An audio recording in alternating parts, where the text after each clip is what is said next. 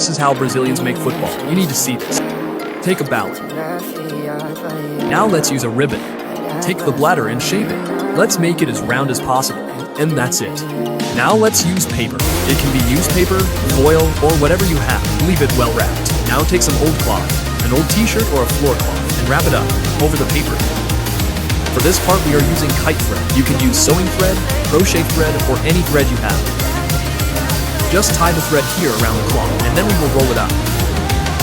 Well, take a small bag and put it inside. Tie a knot and put it inside another bag. The more layers of bag and paper you make, the heavier the ball will become. Now all you have to do is shape the bag into a ball. It will be ready. The ball is ready. Now just play.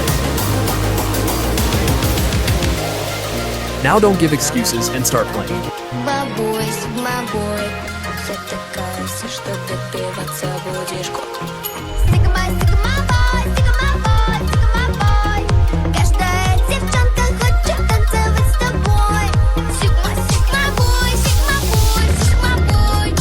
Turning this balloon into a football, but will it actually work? I started off by blowing up the balloon, which we had to tie up. The next step was to wrap tape around this balloon to make it shaped like a football. Alright, now that's quite solid. I then had to get some paper and wrap it around the football and tape it all together to make the ball heavier and allow it not to pop.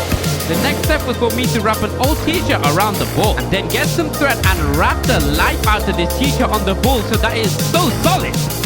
And the last step was to grab a plastic bag, put the ball in it, cut the excess bag, and then I had to wrap multiple layers of tape all around of this ball. And it was finally ready, but it all comes down to this. Press follow if you think this ball isn't gonna pop.